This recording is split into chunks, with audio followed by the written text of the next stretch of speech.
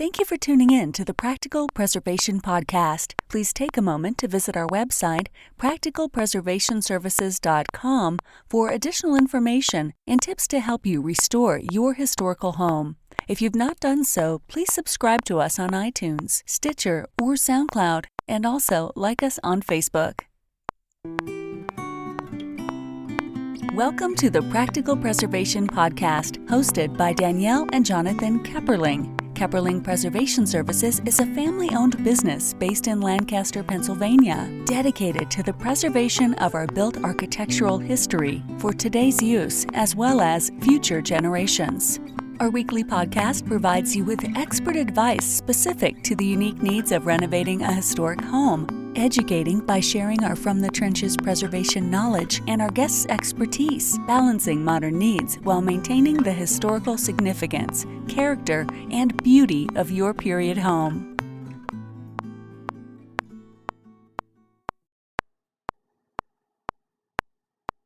Today on the Practical Preservation Podcast, I have with me Timothy Essig from the Landis Valley Village and Farm Museum. Thanks for joining me today. Thank you. Thank you. So tell me a little bit about your background. Well, first of all, I'm the museum educator at Landis Valley Village and Farm Museum, and I've been here since 1997.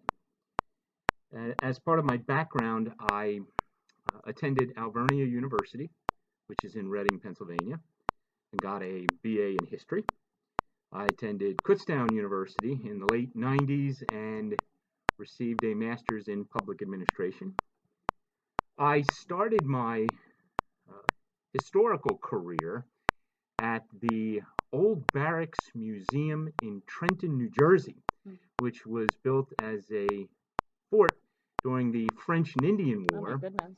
And was then used as a military hospital during the American Revolution. There may have also been some Hessians staying there prior to Washington crossing the Delaware and attacking Trenton and defeating the Hessians. So I worked there for a couple of years.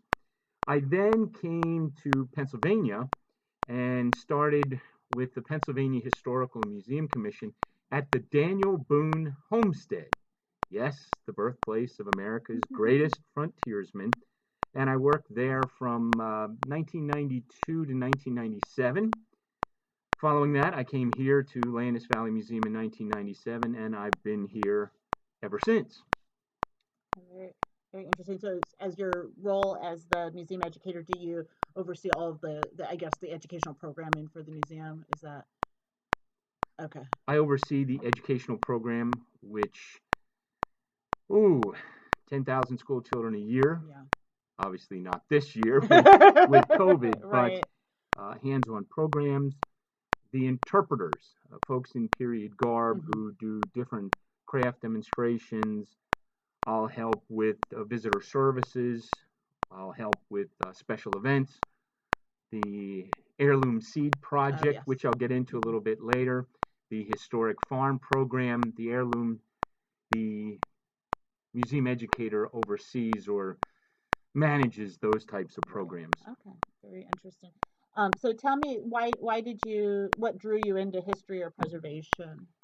I always like to answer this question. When I was in fourth grade, I picked up the history book. And of course, this is back in the 1970s. The book's already 10 years behind. Right. And I remember reading the book during my first month in fourth grade. Yeah. So I guess a history geek or a history Right. nerd. I read that book and I loved it. I just thought it was so neat. It was great. So it really was fourth grade that I knew I had some affinity for history. And as I continued my education through high school and into college, internships, summer work at museums, I just knew that history was. Shakespeare said there is history in all men's lives. I knew from an early age that history was going to be part of my life. Yeah. That's funny that I was not quite as young, but my senior year of high school I spent in the social studies department because I did not need to take any more math or science classes. Very good. I understand. So tell me about the Landis Valley Village and Farm Museum, its history. Landis Valley Village and Farm Museum is a Pennsylvania Dutch living history farm and village. Again, except for this year. It represents the Pennsylvania German culture, its history, heritage from about 1740 to 1940. That living history village includes buildings where people in period garb offer historic trades. We have a living history farm program with historic breeds of animals, horses, cows, sheep, chickens, pigs. The Landis Brothers, George and Henry Landis, which is the reason that Landis Valley Museum is even here today, they had this vision to recreate Pennsylvania German culture in this historic village and farm area. And they started it about 1925. Now, the brothers, born just after the Civil War, early on in life, they seemed to have an affinity for the Pennsylvania Dutch culture, and they began to collect things. Okay. So from their teens up until near the end in the 1950s, when they were in their 80s, they collected objects that told the story of Pennsylvania Dutch life.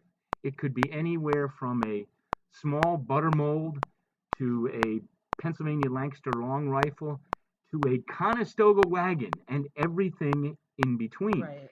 And they collected over Oh 150,000 my goodness. objects. Were they mostly like everyday, like use, like things that you would use every day? It It depends. depended. Okay. In fact, I'll tell you this story that they were known as the Nickel Men. They were contemporaries of Rockefeller, Right. billionaire, Ford, billionaire, DuPont, at least a millionaire. Right. They were in contact with them because they all had museums. Oh yeah. Winnetou, Williamsburg, Dearborn in Right. Michigan. They would go to auctions or flea markets or something like that, Right. and somebody would have a rye straw basket, and it might have a butter mold. It might have a lock from a flint lock. It might have a small piece of redware, and the auctioneer might say, "Do I hear 2 bits?" And George or Henry, if they did their homework, say, "I'll buy that." Right. So to say they got everyday type objects is absolutely true. Right. But it spanned the It was a entire huge, culture. right. So that's how they acquired, and they were both educated. They knew what they were doing in terms of what they They were had a collecting. strategy, right? Yes, exactly. Yeah. So it wasn't just random. we're gonna go out yard sailing. Well, and I'm sure Yeah. just as anybody is, they certainly did buy things just for themselves and maybe aren't part of our collection so much, but they did try to focus on that. And as I said, they started when they were teens. Yeah, that's really interesting. And it was definitely a vision. I think that's the right word. Yeah. Visionaries. Yes, yes, yes. So we talked a little bit about the material collections. Do you have them like spread out throughout I know when I came in, there was the redware. I was looking at that and admiring it. But do you have do you rotate the collections, or are they out and able for everybody to see, when you're open? Well, I suppose with any collection that size, 150,000 objects, you can only put so many out at a time. So we do try to do rotating exhibits here in the visitor center. And there's about 60 buildings on site. Now, some of them are small. They might be an outhouse or a dry house. And then some are as large as the Landis Brothers house or the visitor center. So it varies with regards to what collection pieces we show at various times. But spanning over those 60 buildings, including 2 very large storage facilities, the collections gallery and the wagon storage facility, we try to keep most of the collections in an environmentally controlled situation. Yeah, that's definitely, I'm sure, necessary. When I was preparing for this, I noticed that some of the buildings that were moved here, very similar to Williamsburg. What were there buildings that were originally on the site, or was it just farmland before they started? Landis Valley is made of a hodgepodge of buildings. Okay. Some of the buildings are original to their location Okay. and dates, like the Jacob Landis House, which dates back to the 1830s and 1840s. All right, one of the oldest, if not the oldest, original building on site. Then you have a blacksmith shop that dates to about 1870, which was located in Gettysburg, Okay. which was brought here Right. from Gettysburg back in the 20th century. You have the sexton's house, the church caretaker, who was part of the Mennonite church, which is right across the street from us. They moved that onto our property and dates to about 1800. Then you have buildings like the 1700s log farm, Oh, which is goodness. made of a log house, a log barn, a smokehouse, which was built in 1970, but represents that earlier time period. Was it completely did they repurpose the materials? And No, that 1970s building was yeah, 1970s it was material, 1970s material. Okay. but it looks like a It looks like, yeah. 1770s Yeah. log cabin and was built using Pennsylvania German construction Right. from that time period. And then you had buildings like the schoolhouse, which dates to 1890, was put on the back of a truck and moved here in the 1960s. So we're made of an amalgamation, Right, the right. different styles of buildings. Some brought here, some original from here, some built in the 1970s but look old. So it gives people a complete picture. Right. And it really is a village then. It really does show what that would Yes. look like. And even showing the different architecture from the 1700s through, that really does show, how people build things and then they build new things and they can be side by side. Um, so talk to me a little bit about the challenges of preserving or interpreting history at a PHMC site. Well, I guess Landis Valley faces the same challenges of interpreting history that any site does. Mm-hmm. There's always a question of resources. There's always a question Right. of staff.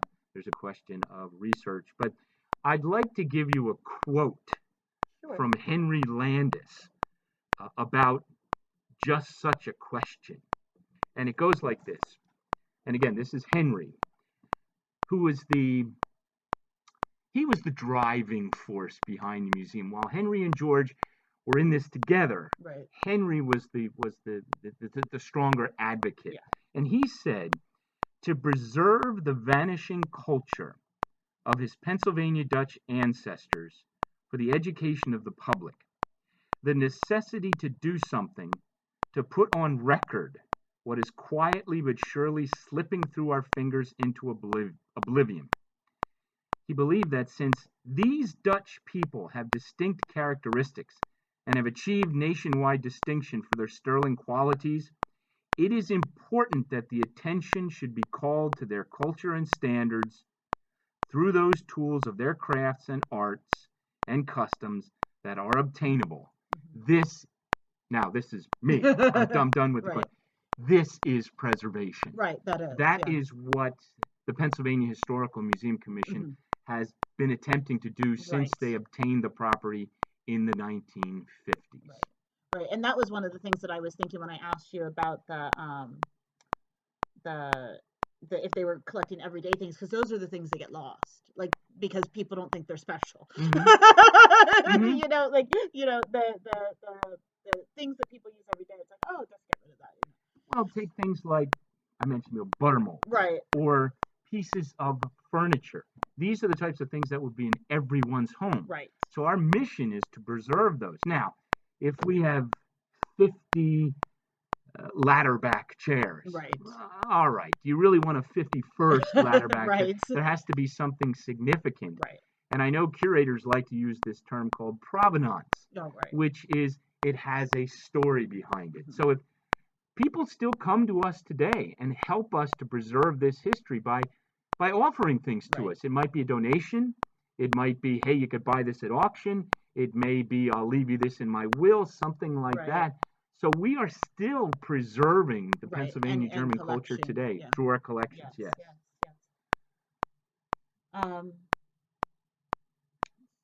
I've noticed you have several educational resources, including the heirloom seed collection and the site rentals. Can you tell me, give me some details on the different things that you do besides just being an interpretive museum? Well, our educational resources, and I mentioned this earlier, that we see upwards of about 10,000 school children a year, and many of them participate in hands-on activities. We give them a chance to try 18th century or 19th century toys. We give them a chance to try 18th or 19th century chores. We give them a chance to see the farm program at work. We give them a chance to do calligraphy or Frockter, which is Pennsylvania German art. So Right. it's all about engaging the students through our educational programs. The site rentals, weddings, receptions, picnics, birthday parties. We have business meetings here. Yeah. So that's all part of, and many of those are after-hour type Right. programs. And then during the 1980s, and this is in with regards to the Heirloom Yes. Seed Project, there are many programs around the country that are doing preservation of seeds. Right. And again, we've been doing it since the mid-1980s. And one of the most frequently asked questions that I'm asked is about our historical information when it comes to these seeds. We do local research first, trying to determine the age of the varieties. Right. We look at diaries, old seed catalogs, almanacs, newspapers, magazines, and that helps us to explore the names of these varieties Right. that we have. And our varieties sometimes come to us with stories of seeing this in my grandmother's garden, Oh, okay. or in my great grandmother brought these Right. seeds over with her from Germany when they immigrated. And the heirloom seeds are different from the modern counterparts of seeds. The plants grown from seeds offered from the Heirloom Seed Project are adapted to the climate and soil of southeastern Right. Pennsylvania. The heirloom seed varieties are passed from generation to generation. And when they're planted, they produce plants with fruits and seeds that resemble their parents. Right.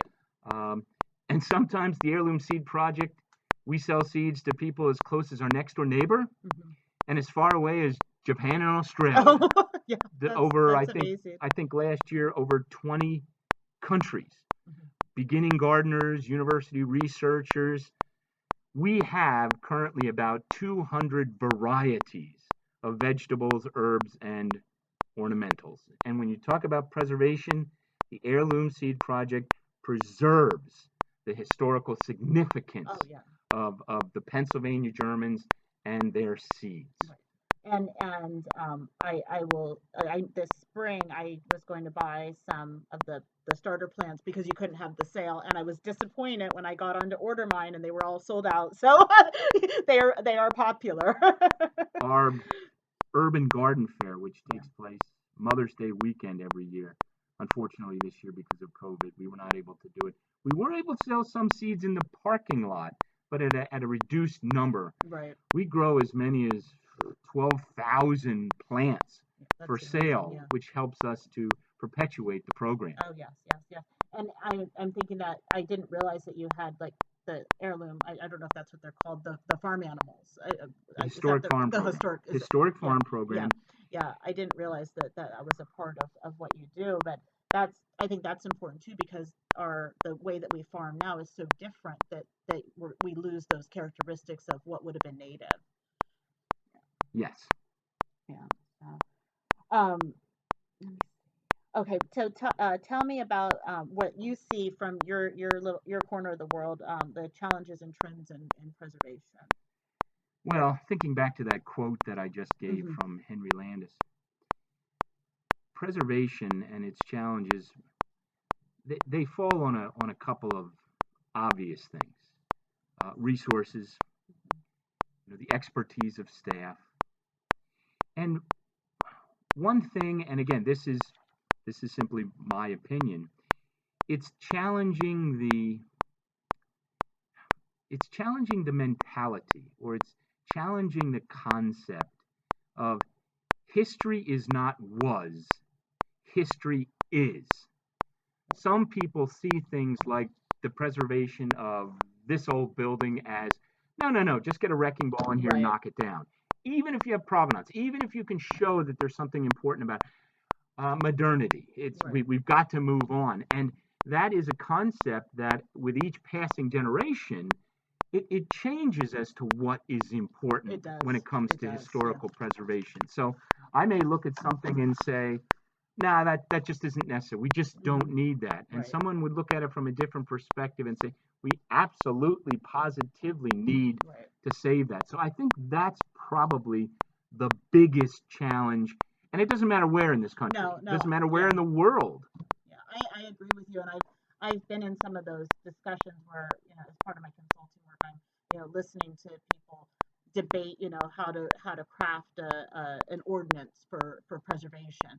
And there's like the debate, do we do the 50 years of the Secretary of Interior standards, but now that's getting, into the 60s, we don't think those buildings are important. I'm like, but maybe in 100 years people will. Like, I don't know. I don't know what the answer is. I kind of have a soft spot in my heart for mid-century modern, but I'm not running out to preserve them, though.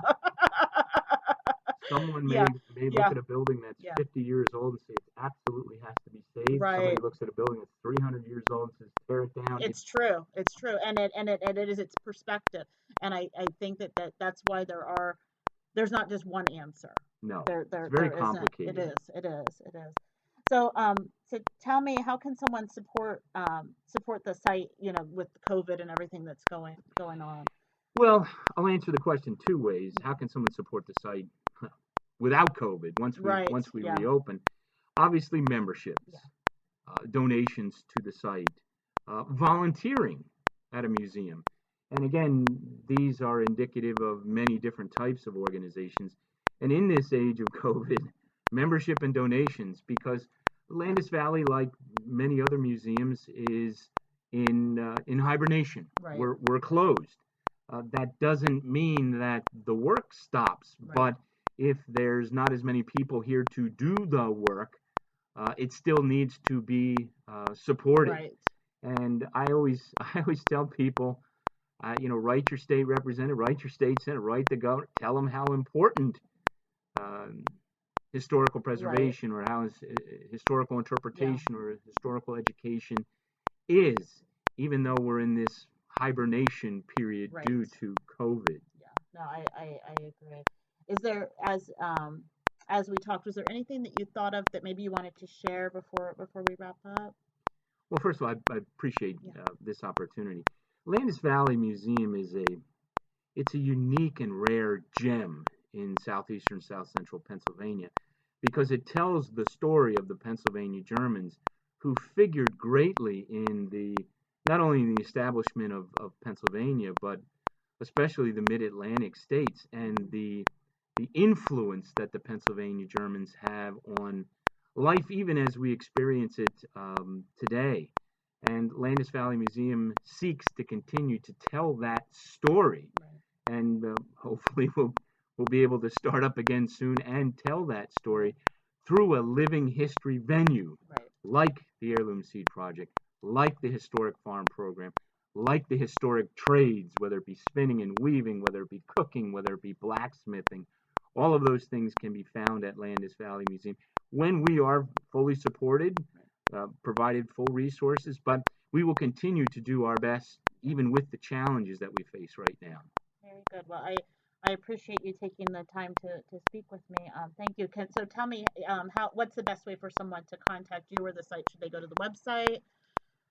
Well, again, in this unprecedented time Right. with COVID, you can always use the contact number, Okay.